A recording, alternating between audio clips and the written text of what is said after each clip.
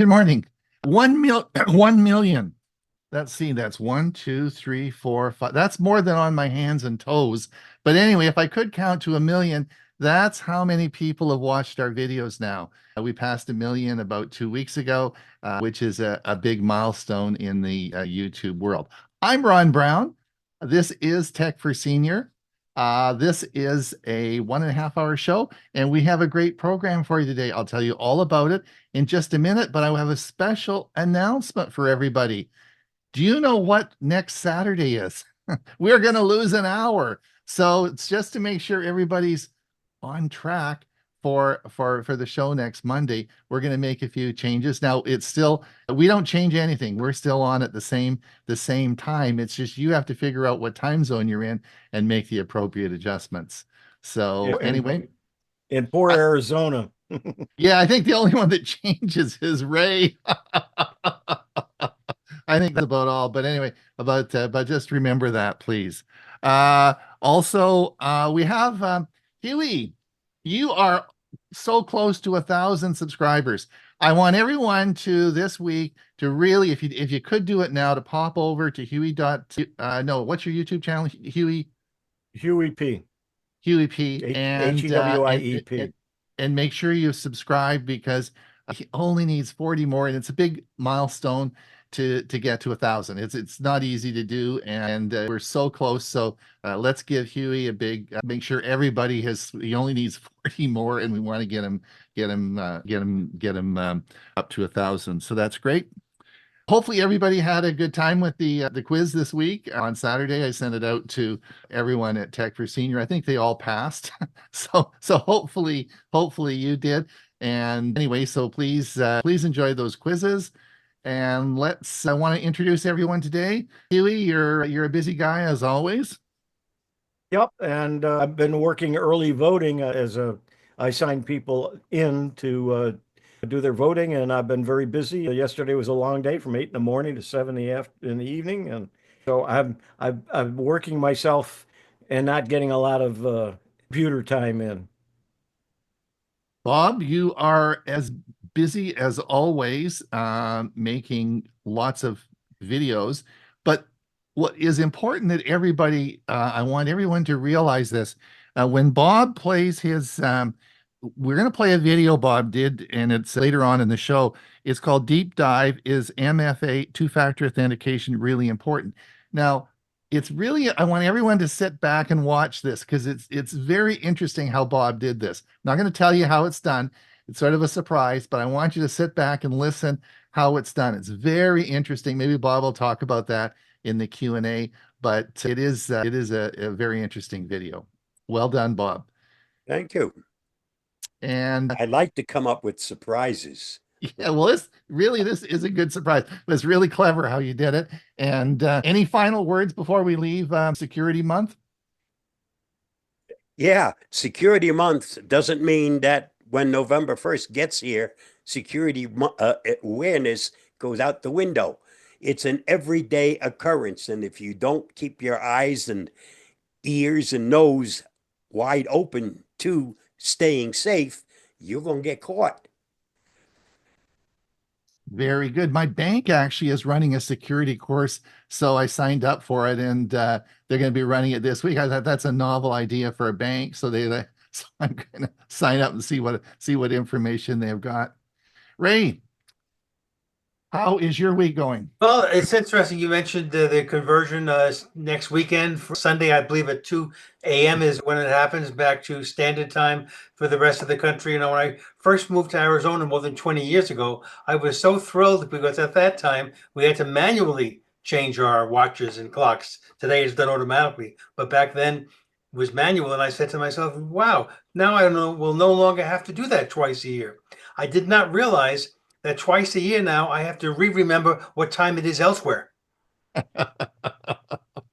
Much more difficult. It is. It actually is. I lived, of course, as you know, in Arizona in Phoenix for 10 years, and and all the shows that I was doing and stuff I was doing, it was always a hassle converting it all and figuring out where everyone was. Yeah, because you lived here in the summertime, and that's when the rest of the country was on daylight savings time, but as Arizona remains on standard time year Yeah, round. yeah. Bill, and you're doing okay? I'm doing great, thank you. Eyes are good. So, How many fingers am I holding up? 2. There you go. Cataracts are working. That's good. Three. That's good. Yeah. Excellent. Chris and Jim are not here today, right?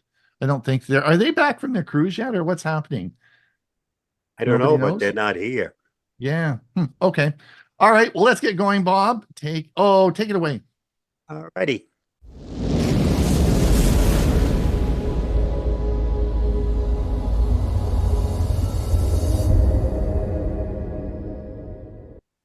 Here is my Tech Talk and Beyond for the week ending October 25th, 2024.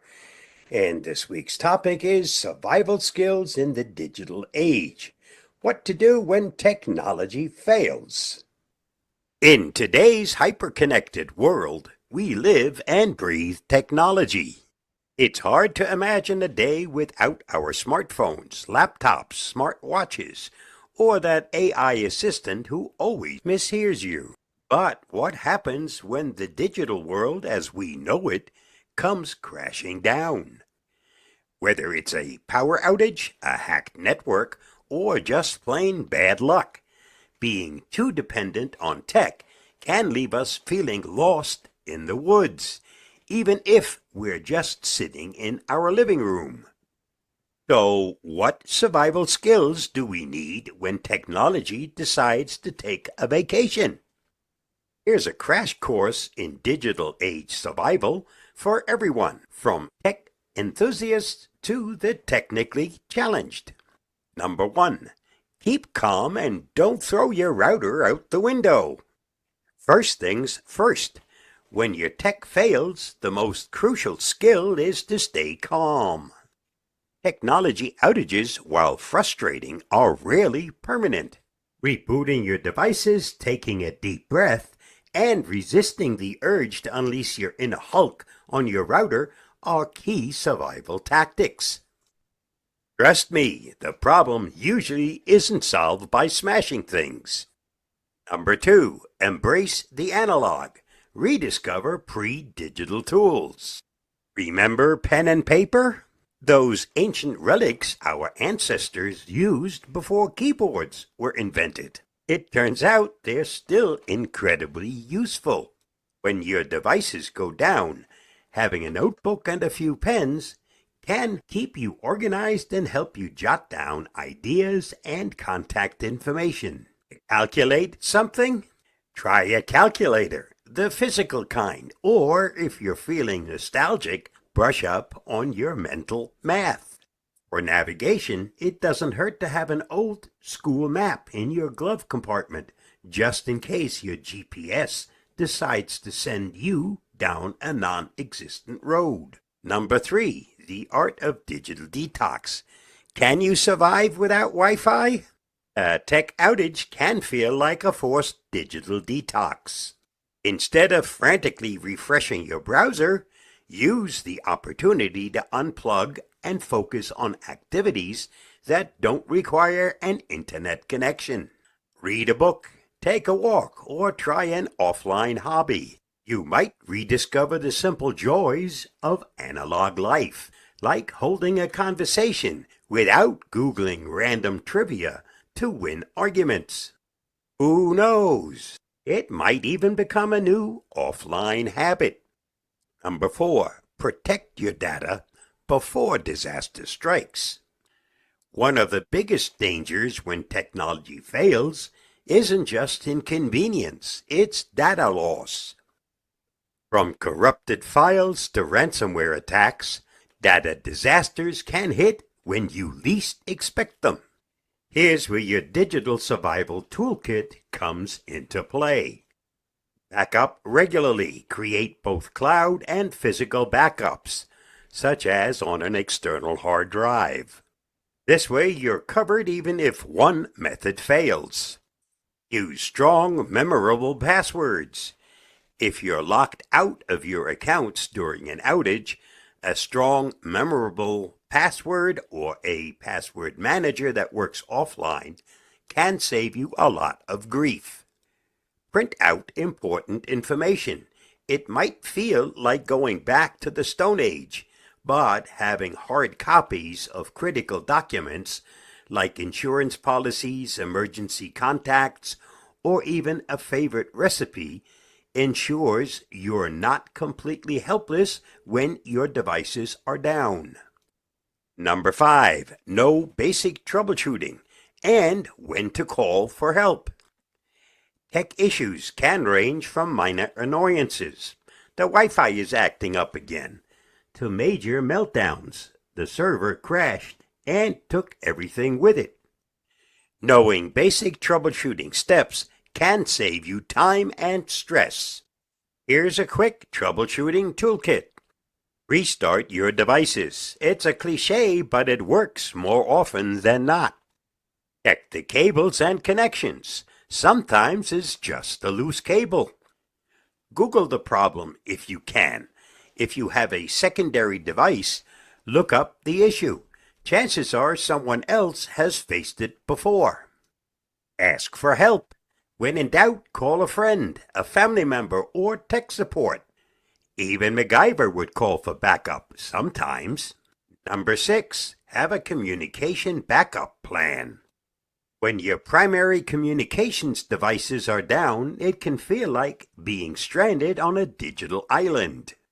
To stay connected, have a few non-tech communication strategies in place. Landline phones, yes, they still exist, and they don't rely on power or the internet. Walkie-talkies. For short-range communication, these are fun and practical options. Designate an emergency contact plan.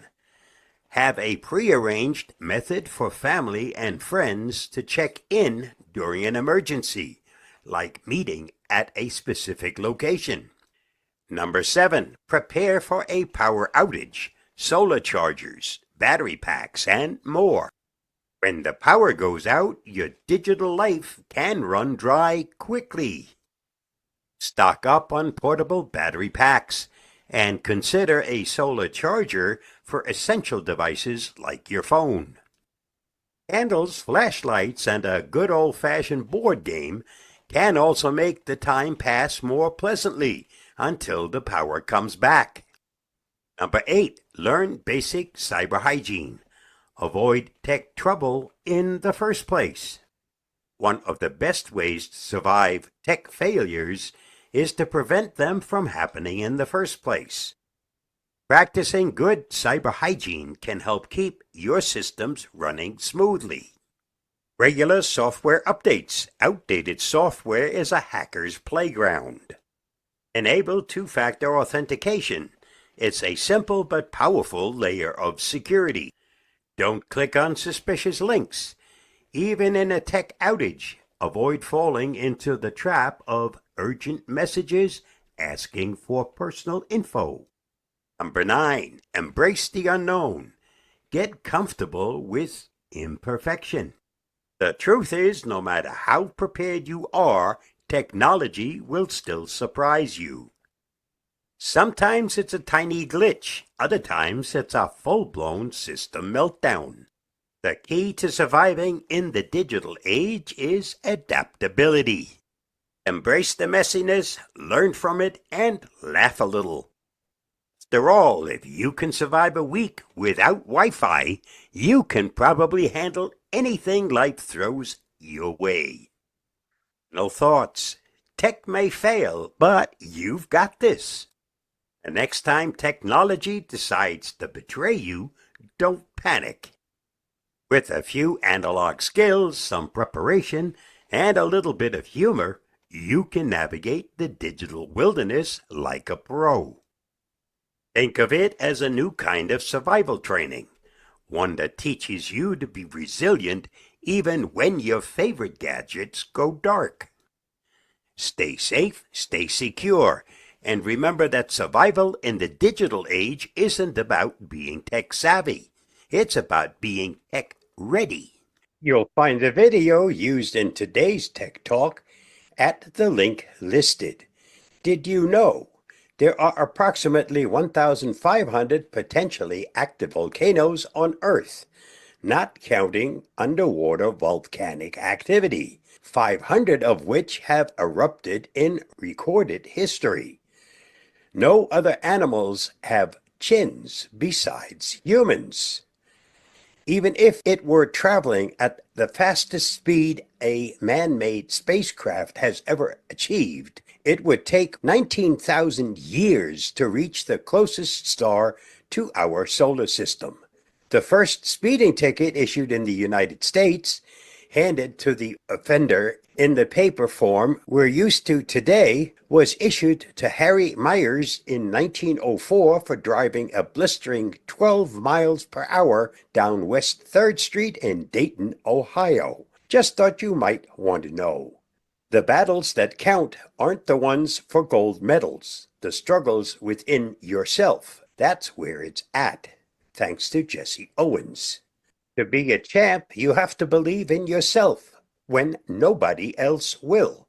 Thanks to Sugar Ray Robinson. And that's a wrap for this week's Tech Talk and Beyond. Stay safe, stay secure, and I'll see you again next week. Bye-bye, and thanks for reading, watching, and listening.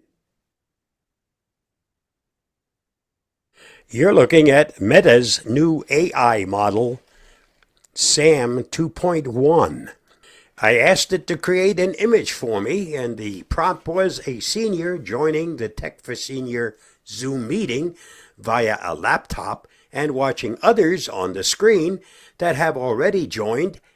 Can you make that a landscape image? Of course, I didn't get a landscape, but then after it created the image, I clicked on animate. And you're looking at what it gives me for an animation. There's an image. It's not animated, okay? But that's one of the images it created. And as you can see, it says Tech for Seniors. There are people there joining. He is in the process of joining the meeting. Let's hit that button that says animate and watch and see what this can do.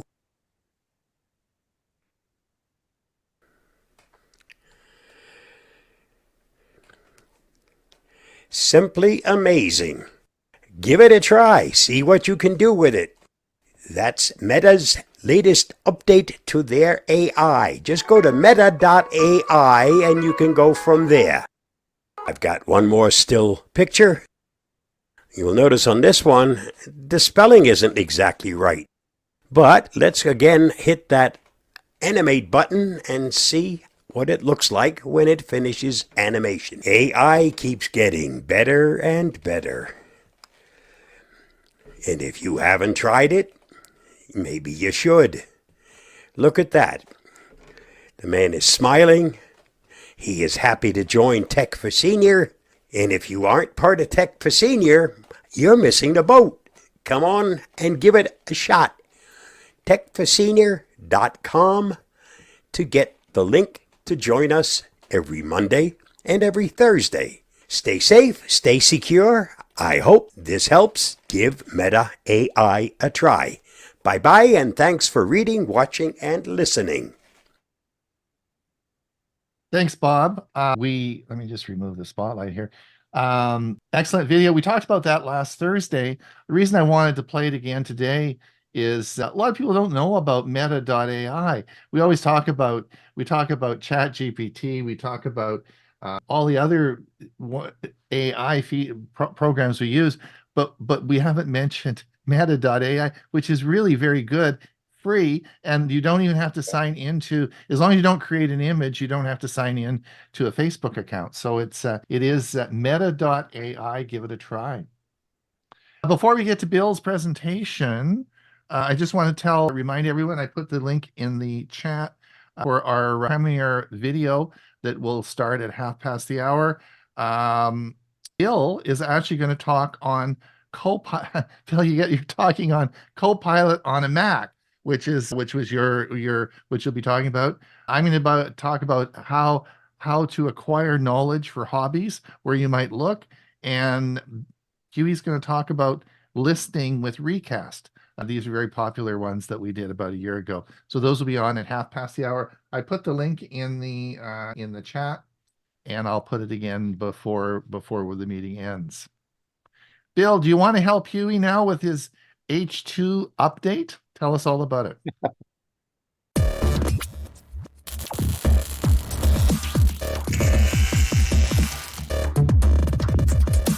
Today we're going to talk about the Windows 11 24H2 and a new update to the Wi-Fi module that's called Wi-Fi 7.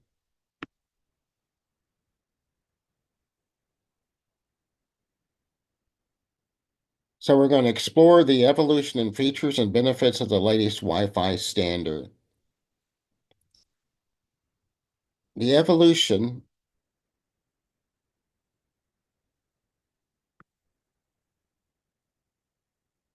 of Wi-Fi standards.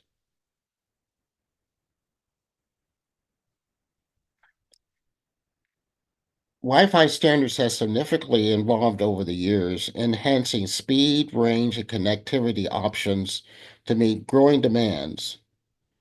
Understanding these advancements capitalizes the capabilities of the latest Wi-Fi 7 technology. Wi-Fi technology has progressed through multiple generations, each designated by the 802.11 standards. Originally developed in the 1990s, the standard have continuously improved to offer enhanced performance and support for increasing device connectivity. Wi-Fi 4, standardized in 2009, introduced multiple input, multiple output technology, which allowed multiple antennas to enhance throughput, operating at both 2.4 gigahertz and 5 gigahertz bands. It provided a maximum throughput of 600 megabits per second, improving range and performance for home users.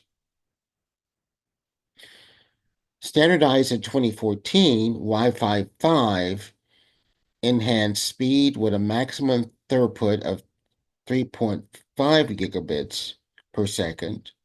It primarily utilized the 5 gigahertz band to reduce interference and improve performance in crowded areas, featuring beamforming technology for targeted signal delivery. Wi-Fi 6, released in 2019, supports up to 9.6 gigabits per second throughput and operates efficiently in congested environments using technologies like orthogonal frequency division, multiple access, and multiple user, multiple input, multiple output. Its ability to manage multiple connections makes it ideal for smart homes and high-demand applications. Comparing generations, Wi-Fi 4 supports 600 megabits per second. Wi-Fi 5 reaches 3.5 gigabits per second, while Wi-Fi 6 provides up to 9.6 gigabytes per second.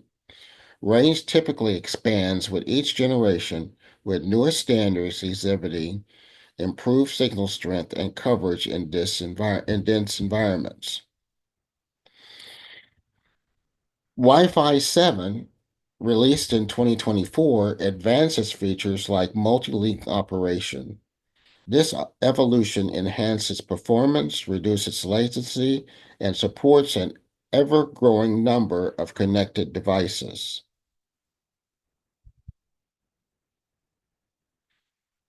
The differences in features of Wi-Fi 7.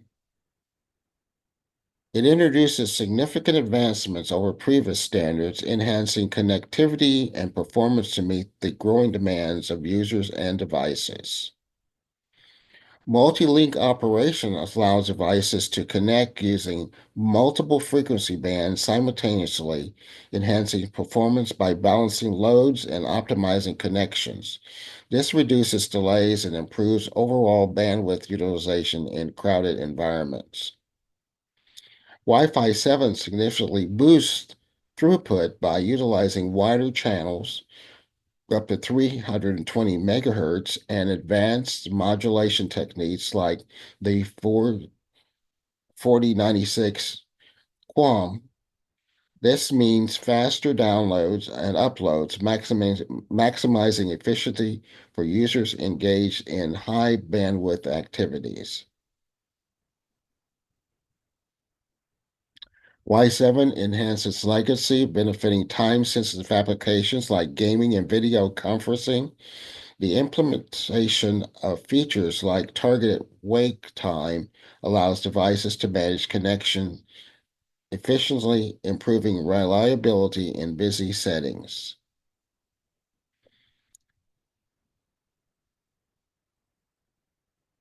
Wi-Fi 7 is designed to accommodate a higher number of connected devices, leveraging technologies like orthogonal frequency division, multiple access. This ensures efficient communication, minimizing congestion, and ensuring seamless connectivity in smart homes and offices.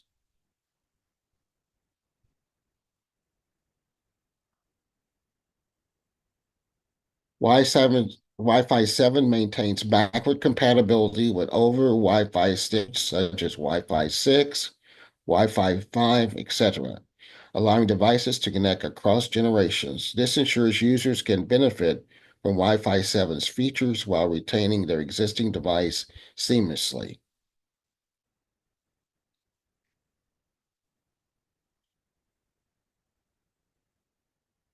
Unleashing the benefits of Wi-Fi 7 to enhance network performance, offering higher speeds, improved congestion handling, and future-proof capabilities for modern devices. Wi-Fi 7 introduced data rates exceeding 30 gigabytes per second, leveraging wider channels and advanced modulation techniques.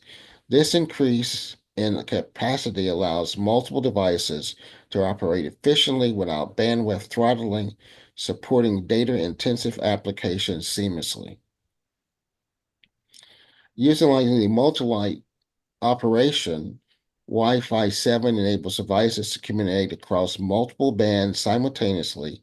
This reduces interference and enhances overall performance in environments with numerous connected devices, ensuring a stable connection even in crowded spaces. Wi-Fi 7's low latency capabilities enhance online gaming and streaming, offers lag-free connectivity. Gamers and streamers will benefit from improved responsiveness and higher resolution content, making it for an optimal entertainment experience. Wi-Fi 7 is designed to accommodate evolving technologies needs, providing robust support for emerging applications.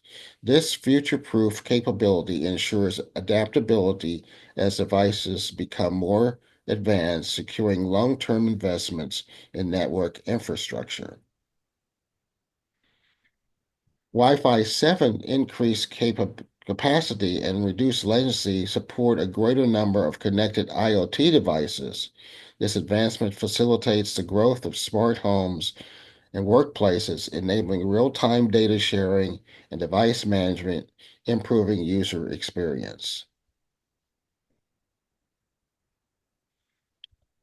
Windows 11 24H2 integration. With the latest Windows update, now incorporates Wi-Fi 7 features, optimizing user experience and network performance. Windows 11 24H2 is designed to leverage Wi-Fi 7's capabilities, including multi-link operation and improved bandwidth management. These features enhance connectivity and ensure devices can seamlessly connect to high-speed networks, optimizing overall performance. To utilize Wi-Fi 7 features fully, systems must meet specific hardware requirements such as a compatible Wi-Fi 7 router and updated network drivers. Recommended specifications include modern CPUs, and at least 4 gigabits of RAM to handle the increased data throughput effectively. Wi-Fi 7 significantly elevates user experience through faster downloads and upload speeds, reducing latency and improved performance in crowded environments. Gaming and streaming applications benefit immensely, providing smoother experience with fewer interruptions. Microsoft is committed to continually updating Windows 11 to optimize performance with emerging technologies, including Wi-Fi 7. Regular updates will ensure users benefit from the latest features and security enhancements, fostering a robust network environment. In conclusion, integrating Wi-Fi 7 with Windows 11 24H2 unlocks superior connectivity and performance, revolutionizing user experience. Embracing these advancements is essential for maximizing productivity and enjoying seamless digital interactions in an increasingly connected world. I'm Bill James, Tech for Seniors. Thanks for viewing and listening. Thanks, Bill. If you just unmute there, unsure the perfect. Thanks. Excellent. Thanks so much. Well, now we're going to get on with, I guess, Hewie, you are up next. Understanding Internet Speed Tests. I'm Hewie Poplock. Have you ever wondered how fast your internet really is? An internet speed test is like a speedometer for your connection. It measures how quickly data travels between your device and the internet. This helps you understand if you're getting the internet speeds you're paying for. It's a simple, quick way to check your internet connection's performance. Think of it like this. Imagine a highway. The wider the highway, the more cars can travel on it at once. Similarly, a faster internet connection means more data can travel at the same time, leading to smoother streaming, faster downloads, and lag-free gaming. You might be thinking, my internet service provider told me my internet speed. You're right, they do give you estimated speeds. However, these are often under ideal conditions. Think of it like a car's advertised miles per gallon. It's a best-case scenario. Real-world internet speed can be affected by many things. These factors include network congestion, your Wi-Fi signal strength, and even the websites you visit. A speed test helps you cut through the marketing jargon and see what you're actually getting.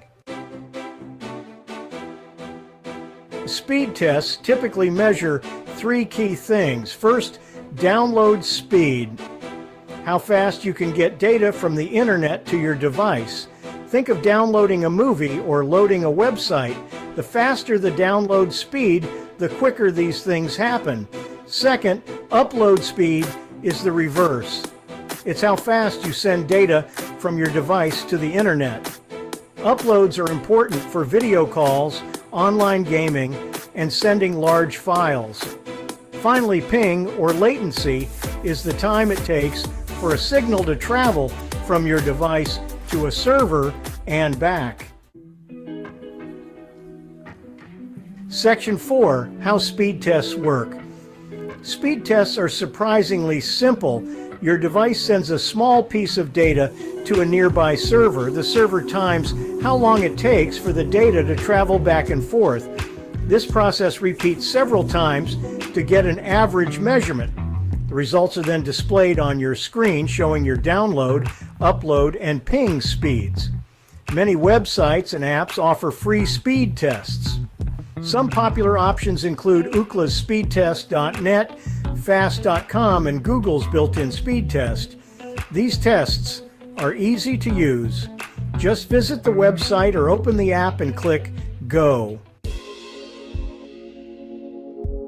Section 5, factors affecting accuracy and tips for reliable results. While speed tests are valuable, it's important to remember they aren't perfect. Several factors can influence the accuracy of your results. First, make sure nothing else is using your internet connection during the test. Close any programs or devices that might be consuming bandwidth. Second, your physical location relative to your Wi-Fi router matters. The closer you are, the stronger the signal and the more accurate the test. Third, the speed test server's location can also impact results. Choose a server that's geographically close to you for the most reliable readings. For the most accurate results, run the test multiple times at different times of day. This will help you get a more complete picture of your internet speed. 4 years ago, I did a video on the ups and downs of bandwidth, explaining what bandwidth is. You might want to check out that video.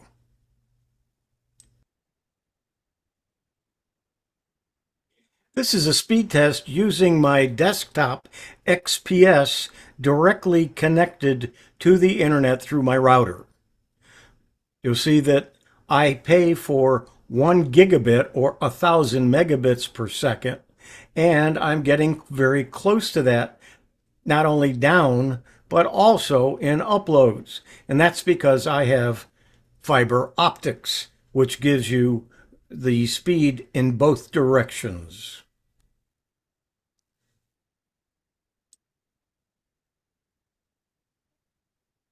This is my Samsung phone using the phone or data connection, and you'll see that I have a 5G phone, so I am getting pretty good speed from the cell tower at almost half a gigabit, and I am getting, as far as upload, much slower, but certainly able to do a lot of what one might want to do with a phone.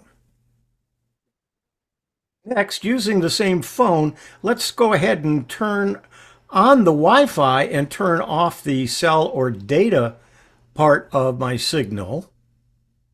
And this is how you would do it.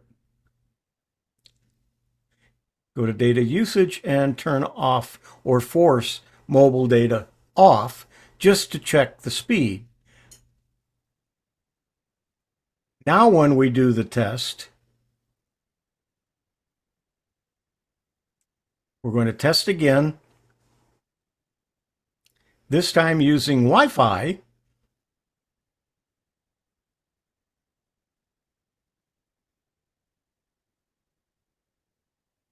It is my gigabit service. Wi-Fi, of course, will be less than directly wired, but still certainly a very high speed. This is an older laptop from Dell, and I am going to use the speed test that's in the Google search, and let's see what we get for a speed.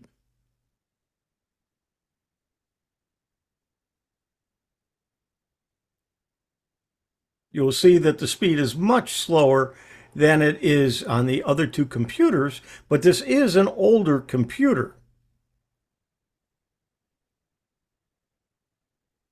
But it is still a usable speed. The reason the Wi-Fi is much slower on the older computer is the fact that it doesn't support the faster of the Wi-Fi, and it only does the regular 2.4 instead of the 5G connection, and so it's much slower. I'm Hewie Poplock. This is Understanding Speed Tests. There you go. There you go. One of the things that following Bill James, I thought it was a good segue, is the fact that if your computer can't handle Wi-Fi 6 or 7, Right. you're not going to get it. No matter what you're paying for, it'll only go as fast as your computer can take. Pretty good rates on the phone. Oh, that I was impressed with your 5G signal. That's pretty darn good. Yep, I'm very pleased with it. Yeah. All right, I've inserted a video, a short video between mine and Bob. So this is on the safety using your Android phone, and I'll just play that now.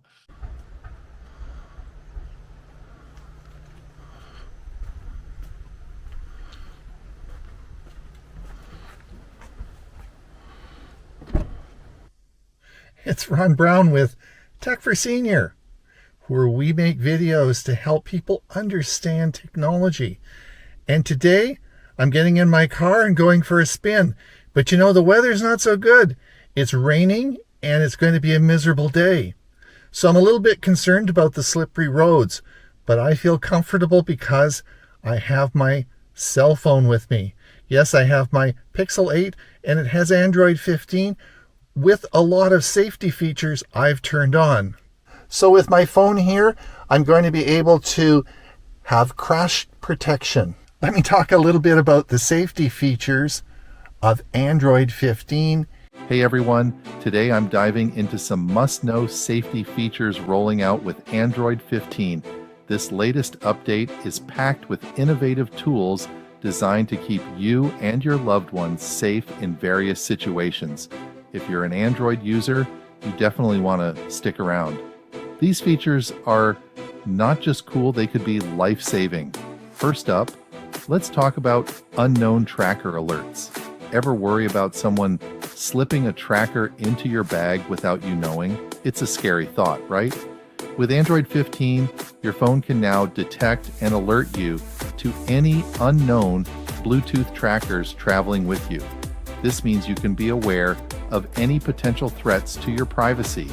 This feature gives you a heads up so you can take action fast and ensure your privacy is protected. You can locate the tracker and remove it before it becomes a bigger issue. Next, let's move on to Emergency SOS. This one's a game changer. With a few quick presses of the power button, you can instantly send an SOS message to your emergency contacts. It shares your location, a brief audio recording, and any other critical info you've set up. This can be incredibly useful in situations where you can't speak or need to act quickly. It's like having a personal safety net at your fingertips. Knowing that help is just a few button presses away can give you peace of mind. Now, let's talk about car crash detection. This feature uses your phone sensors to detect if you've been in a severe car accident. It monitors sudden changes in motion and impact. If it thinks you have, it'll automatically call emergency services and share your location.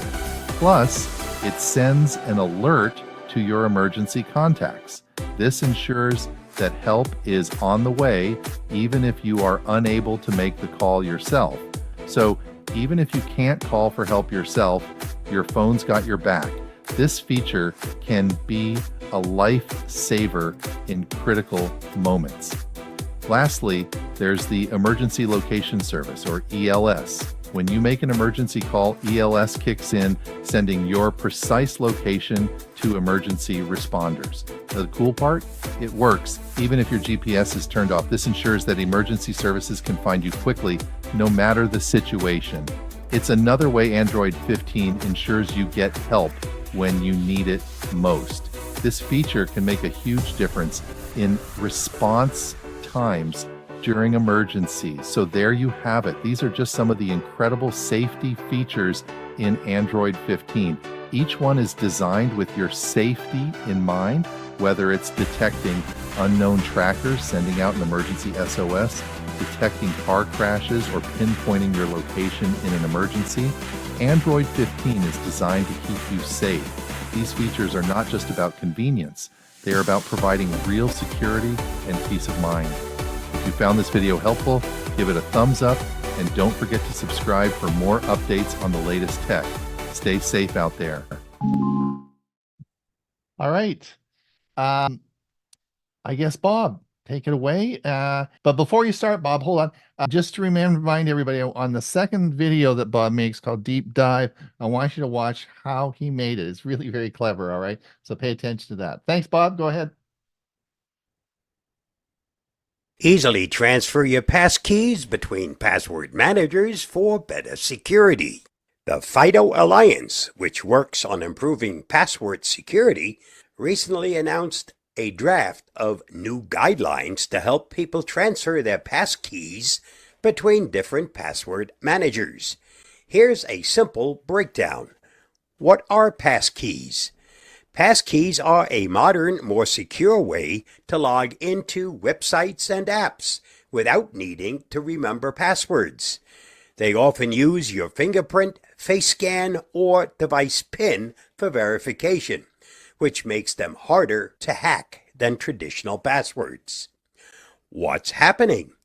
Until now, if you used a password manager like LastPass, 1Password, Dashlane, Bitwarden, etc., your passkeys were stuck in that app. Switching to a different password manager could be difficult because you'd have to reset everything up from scratch. The FIDO Alliance is working on a new system that would allow users to securely move their passkeys between different password managers. This means you can switch between password managers without worrying about losing your stored passkeys. How will it work? The technical details are still being finalized, but the idea is that there will be a standard process across all password managers for transferring passkeys.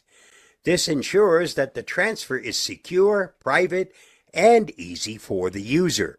You won't need to manually re-enter all your passkeys when you switch apps. Why is it important? Flexibility. You won't be tied to just one password manager. If you find a better app, you can switch without losing your passkeys. Security. Passkeys are much safer than traditional passwords.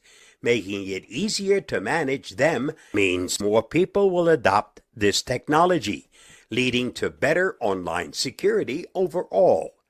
User control. You'll have more control over your data, being able to move it around as you like, without the hassle. This is a big step in making the internet safer and giving people more options when it comes to managing their online security. Stay safe, stay secure, and I hope this simple explanation helps you understand this very complex LAN solution for transferring your passkeys from one password manager to another. I'll see you again soon. Bye-bye, and thanks for reading, watching, and listening. That. All right, You everybody, going, welcome Bob? back. We're diving into a topic today that honestly is more relevant than ever, and that's multi-factor authentication, MFA. or 2FA. Yeah, two-factor authentication. They're basically the same thing. Same thing, right? It's all about like adding that extra layer of security to your online accounts. We're going to be looking at an article called Is MFA 2FA Really Important? By Norbert Gostischa, Norbert, yeah. sometimes known as Bob. Bob Gostischa, okay. And this whole thing was really driven home by the recent United Health data breach. Oh, yeah. Massive. Huge EE, like Yeah. 100 million people affected, right? I mean, it's the biggest healthcare breach in U.S. history, so Crazy. wild stuff. And you know what's crazy is it all happened because hackers got a hold of some employee logins. Really? Just basic credentials, no fancy hacking techniques or anything, just good old-fashioned stolen passwords. Crazy. So wait, are you saying that 100 million people had their data compromised because someone didn't have like two-factor authentication set up? Pretty much, yeah. That second layer of security could have made all the difference. You know, I was reading that during a House hearing about the breach, even the CEO of United Health admitted they dropped the ball on this. Andrew Witty. Yeah. He said they've made two-factor mandatory across the board now. It just goes to show, even these huge companies, sometimes they need a wake-up call like this to realize how important this stuff really is. So maybe we should actually break down what 2FA is and how it works, you know, for folks who might not be super familiar. Yeah, for sure. Yeah. You want to take that? Sure. At its core, two-factor authentication is just adding an extra layer of security on top of your password. So imagine your password is like the key to your front door, right? That's sense. Two-factor authentication is basically adding a deadbolt. So even if a burglar gets a hold of your key, they still can't get in because they need to get past that deadbolt too. I get it. So it's not enough to just know the password anymore. You need something else, that second factor, to prove it's really you.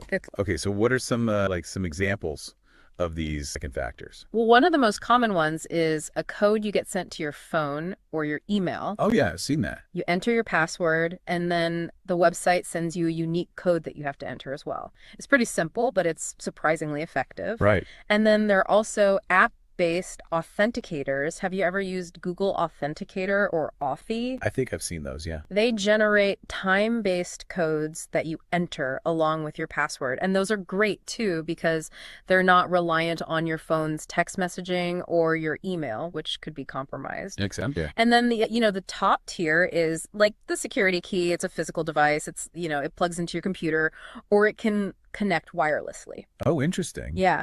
And those are considered like the most secure type of two-factor because it's a physical thing that you have. Oh, that's really cool. So it's like a little like a USB stick or something. Yeah, like a USB stick or a little keychain fob. Wow. So you got, your different levels of security, each with their, their pluses and minuses. Right. But overall, I'm getting the sense that two-factor authentication is like a really good way to protect yourself online. I mean, especially with all these crazy data breaches we hear about, like, constantly. It is. It is. And one of the best things about 2FA, honestly, is that it protects you from this thing called credential stuffing. Have you heard about this? Maybe. Refresh my memory. Okay, so imagine hackers get their hands on a ton of usernames and passwords. This could happen from like any data breach, right? Okay, yeah. And then they use software that just automatically tries these logins on a bunch of different websites. So they're just like hoping that someone used the same password for like their bank and their email and their their cat fancier website or something. Exactly. But with 2FA, even if they have your password, they won't have that second factor, right? They won't have that unique code. They won't have your security key. So they're locked out. Oh, okay. So even if they get their hands on your password, they can't get in because they don't have the second thing. Precisely. It's an extra layer of protection, even when your password is compromised. It's funny, like it's almost like a psychological thing, just knowing that you have that extra layer of protection that really gives you peace of mind. I mean, I don't know about you, but have you ever had your account hacked? Oh, yeah. Yeah, I've definitely had it happen before. It's a nightmare. And I know a lot of people who have too. It's way more common than you think. Yeah, absolutely. And the thing is, a lot of people, they're hesitant to enable 2FA because they think it's going to be like a huge hassle or it'll slow them down. Yeah. It's really not a big deal. It's like, what, a few extra seconds? Mm-hmm. I mean, come on. It's a small price to pay for, the security of your accounts and all your personal info. Yeah, I mean, it's kind of crazy to think how much we rely on passwords, right? I mean, it's literally just this one string of, letters and numbers. It's true. It's a lot of pressure for one little string of characters. All right. So wrapping up here, I mean, what's the one thing you really want our listeners to take away from this whole conversation? It's really simple. Enable 2FA. Turn it on wherever you can. Most online services like your email, your bank, social media, they all offer it these days. So go check your settings. It's one of the easiest, most effective things you can do to protect your digital life. Couldn't agree more. I mean, this deep dive, inspired by the United Health breach, it shows that this seemingly small thing can make a huge difference. Yeah. If a company as big as United Health can get hit this hard without 2FA, I mean, it really makes you think about how vulnerable our own personal accounts might be, right? Yeah. All right. Well, on that note, we're going to wrap things up. Thanks for joining us. Go check those accounts, enable 2FA, and stay safe out there in the wild world of the internet. Absolutely. Until next time.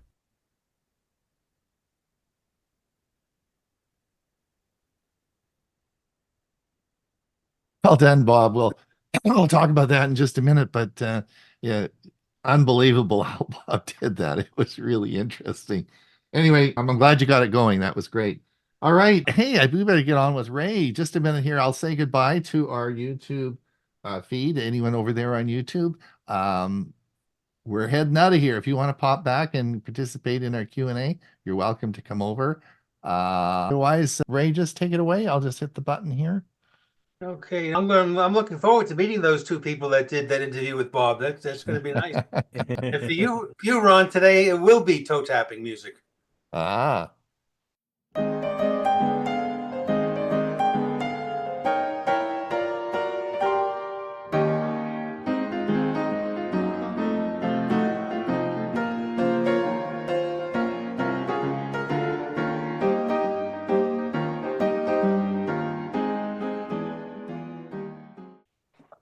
Okay, Denise. Hopefully we have some later, maybe with that name, a song that transitioned. The word transitioned is in the vocabulary these days. Let me tell you how a song transitions. Denise by Randy and the Rainbows. That's a song written by Neil Levinson and was inspired by a childhood friend named Denise. And it was recorded by the American doo-wop group Randy and the Rainbows, released back in 1963, became a popular top 10 hit on the Billboard Hot 100 chart, reaching number 10. Now, Randy and the Rainbows, they were formed in 1962 in Memphis, New York, and featured two pairs of siblings along with a fifth member. The group recorded Denise along with the producers of the Tokens group. Thanks to the British invasion, though, this was the only hit song for this group. Then we have Denis, or the way you say Dennis in French, Denis by Blondie. Now, Blondie covered the song in 1978, changing the title to Denis. This version helped Blondie break into the international market. This cover song reached number 2 on the UK singles chart. Deborah Harry, who is the lead singer of Blondie, sang a verse in French to justify the name and gender change. The song was included in Blondie's album, The Platinum Collection. Now, I've mentioned this before, but it's always worth repeating. The term cover recording today pretty much refers to any song where someone other than the original artist has recorded a new version, typically years or even decades later. But in the early days of rock and roll, a cover record was released around the same time as the original song to compete with it. As an example, what I like to use is the song Unchained Melody. That was a hit for Al Hibbler, Roy Hamilton, and the Les Baxter Orchestra, all at the same time in 1955. Now, Vinnie Corella of the Rainbows, Randy and the Rainbows, he joined the band in 1964, and along with original member Mike Zero, many years later, had the opportunity to meet Deborah Harry when she was visiting New York. When they asked her for her autograph, she refused and said no, she wanted their autographs instead. Now, the Randy and the Rainbows version is sung by male vocalists in English about a girl named Denise, while the Blondie version has Deborah Harry singing about a guy named Denis, the French spelling of Dennis, with some of the lyrics in French. So with some video editing version, so you can see the similarities and differences. The chat will have links to both songs. I hope that was enough toe tapping for you, Ron. Well done, Ray. Definitely toe tapping. Thanks. Thanks so much. I like the toe tapping. That's good. I know you do. I know you do. I do. All right. For those of you who have to leave before the Q&A, I just want to remind everybody, past the hour, Copilot on a Mac. I didn't know Macs could use Copilot. There you go. Bill James can tell you all about that. Acquiring knowledge for your hobby. Be sure and watch that by me. And listening with Recast, and Hewie's going to talk about that. All that at half past the hour. And I put the link in the chat. So you'll be able to just click the link and find the video. Don't forget, if you have to run, don't forget the time change next week. We'll be, of course, here, same time, same place. And I guess we'll get into the Q&A now. But hold on, before we do a Q&A, Bob, are you here? Do you want to explain the significance of that video? Do you want me to do it? Do you want to do it or do you want me to do it? Yeah, it's fine. I can do that. Okay, go ahead. Tell them how you did it. What I used was something called Notebook LM. And Notebook LM will take an input of text or a YouTube video link and turn it into a conversation between the two people that you heard. Right now, that's all you can do is those two people. What they have done is they've allowed the person who's doing this to interact with it and give it some prompts, which we couldn't do before, but it can point out some things that before were impossible, such as saying the fact that this was done by me. Okay, that wasn't available before. But now I can make sure when I do one of these things, credit goes to some people and not to others, or whatever they decide to do. In essence, they take your input. In my case, this was text, and they turn it into a chat between the male and the female. Very, very interesting. I then take the audio recording and I use the online version of Word, input that, and it turns it into text. Of course, there's lots of problems in the text it records because it likes to put periods and commas in wrong places, which in some places you'll notice I didn't catch the error. Those things have to be corrected. But then I can take that text and now feed it into my favorite program and actually create a video out of it. And it produces the background slides to that video. So you actually wind up getting totally AI generated, except for the fact that I make corrections and I make sure that what AI gives me is factual. But outside of that, all of this is AI at work with some supervision. So just so everyone knows, Bob made a video about two-factor authentication, and running it through the software, Notebook LM, it creates a podcast with two people talking about that video. It's Bob. Those two people didn't exist. Oh no, It's I not a can't meet them. It's not a podcast. This was all created so that you thought when you were listening that they were commenting on Bob's video, right? They were doing an analysis of it and talking all about two-factor authentication, but it didn't. No, that was all created. So well done, Bob. Very interesting. I think not too far in the future, we won't even, Hewie and I and you, we can all retire and we'll just run the show on Mondays and it'll all be there, right? Just Not for quite. some self promotion, at the Let's Talk AI show that I did, I do the fourth Friday of every month. We talked about Notebook LM and some of the things about it. So if you're interested in those kind of things, do get in touch with me and I'll add you to the Let's Talk AI mailing list so you can hear when the next meeting is and all the things that I share with people. Right. Carl, go ahead.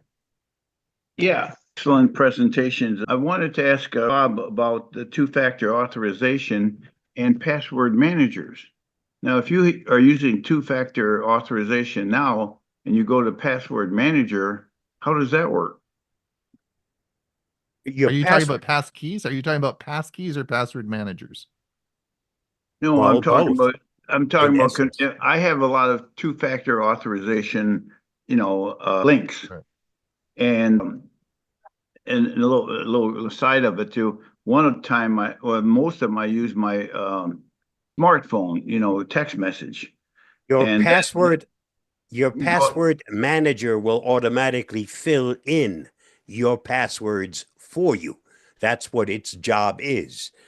You only need to remember one password, and that's the password to get into your password manager once it's remembered your password for all of those different places that use passwords. Once you got that all set up, it automatically does the authorizing for you. Well, what let's happens? give an example. I have a two-factor authorization now to get into, say, some website. So if I give that password to the password manager or however that works, does the password manager supplement or replace the two-factor authorization? Is that the way it works? No, it doesn't replace it. It just makes it easier for you to fill in the information. You don't have to physically type it anymore. The password manager will do the typing part for you. The only thing you control is through a password. The password manager is what you're controlling. Right. But it has the information, and depending on the site, and if it has the sign-in information for that site, it automatically does the sign-in for you. Yeah, So Carl, let me I guess Carl, I don't understand how the password. Carl, manager I works. understand what the question is. Let me try to answer it a little different way. Okay. I understand what the question is. So we have password manager that manage your passwords, which you understand. And you also have two-factor authentication, which of course you understand, and you probably have Authy, or you have some program that issues that second code, right? But they're different. They're different programs. And it's always a problem because the password manager will put passwords in, and then you have to go and find your two-factor authentication, particularly if you're using the app, okay, the two-factor authentication app. Some password managers will actually manage both for you. In other words, they're combined, and they will actually, what Bob said, they will add the passwords and automatically add your two-factor authentication in, okay? And so it depends on which one you're using. Some of them will manage both, some don't, okay? Okay, To so add what Ron said, on my Samsung phone, it will put in the password for me, and then it'll come up and it'll say, do you want to use a two-factor authentication with your finger, and just put your fingerprint where it would normally go. You do that, and it automatically recognizes you and goes on. okay, so in your case, you're using biometrics for the two-factor. Yes. And that is probably based on the two-factor authentication software you're using that says, hey, if it will link this into your Samsung phone and we'll do the biometric authorization, okay? And then and your Yes. Samsung phone just links it. And that's Yeah, and my iPad does the same thing. yeah.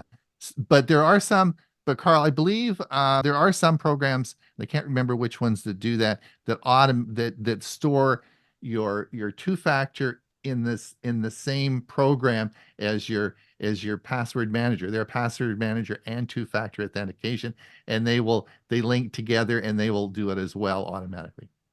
Well, apparently it's lacking my understanding on the password manager, but when you use two-factor authorization, that second code is a random number. It's not the same number on the second code.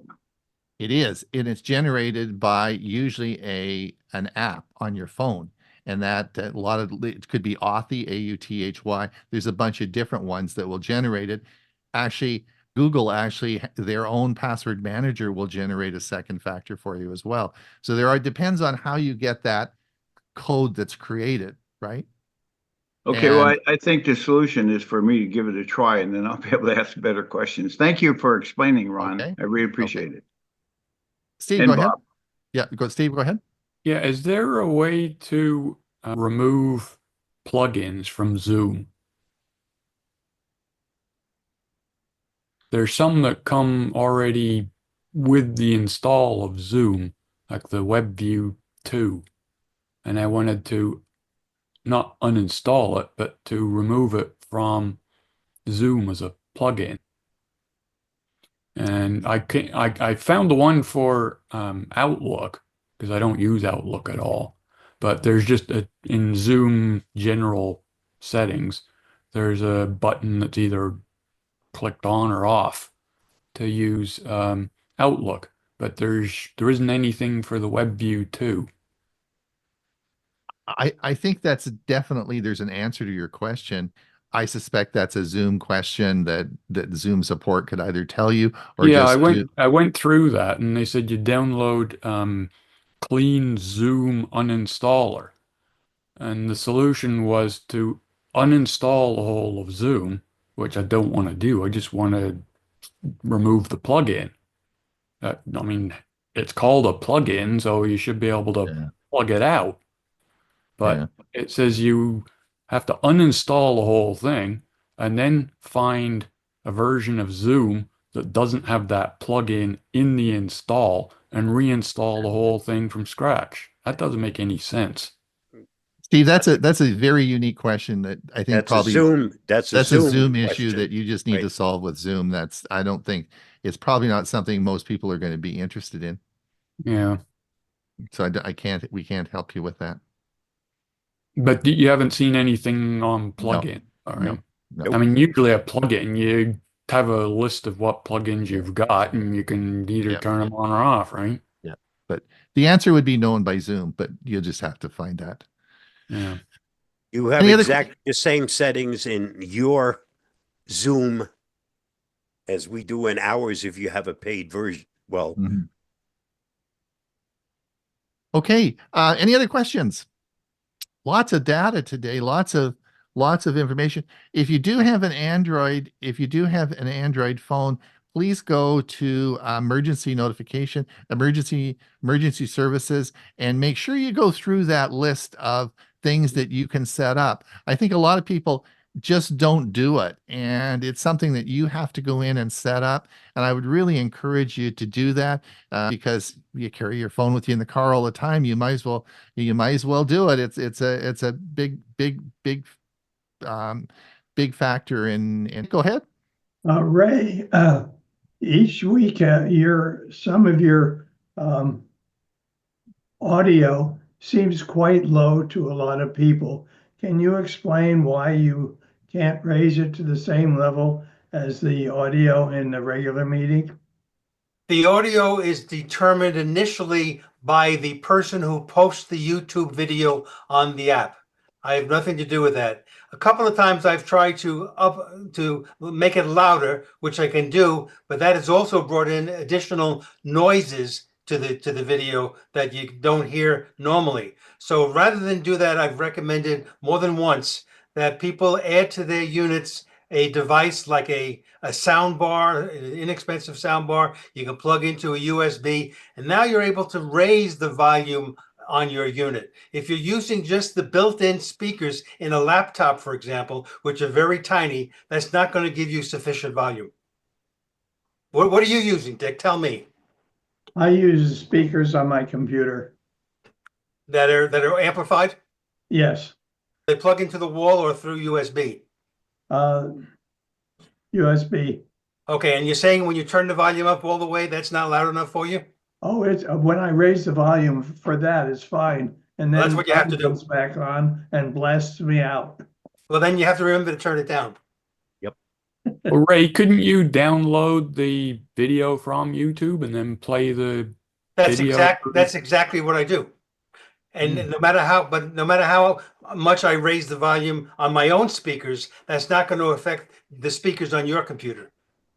Well, no, you'd adjust the file itself, the audio. he And And I does just that. said that when I've done that, it adds more noise to it. Right. It adds more background noise that I don't want to have in the video. Yeah. If you went to YouTube and you played that video that Ray just did, that the volume was low, it would be low as well. It's exactly the same. It's because it was recorded with a very low volume, and you can't, it's difficult to change that. It would be exactly the same. I've done it and checked it, and it's exactly the same. It's a low volume on YouTube, and that's why it's low when we play it. Yeah. Carl. Yeah, quick question. I only have 14 Android on my own. How do you get 15? Isn't that up to the carrier? Yeah, well, it's up to Samsung, and you'll be getting it when Samsung releases it. Having said that, though, most of those items that I talked about in the video as well will be on your phone. Yeah, Samsung has not released the 15 yet. 15 yet, yeah. But they'll be on your phone. Irving, go ahead. Unmute yourself.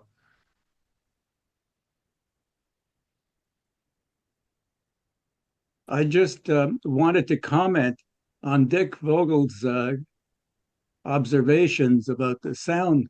I just wait until the next day and listen to it on Ray's regular site, and it just sounds fine. Yeah, yeah. I have Although the same problem. Yeah, yeah. Thanks, Irving. All right, it is 20. It's 20 minutes past. It's time to go. Another great show. Thank you, everyone, for coming and listening. We do appreciate the fact that you come and spend some time with us on Monday morning. Don't forget that we also have a Thursday show, and we will be excited in dealing with all the news of the week this coming Thursday. Hewie, thanks so much for your presentation today.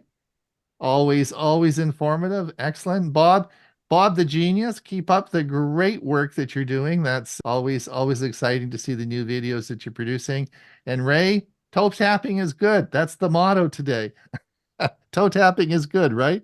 Yes. And Bill, get me those pictures of your popcorn, and I'll show you my toaster. All right. We'll see everybody in a week's time. Don't forget the hour change for next week. All right. Bye-bye now. Bye, everybody. Bye bye.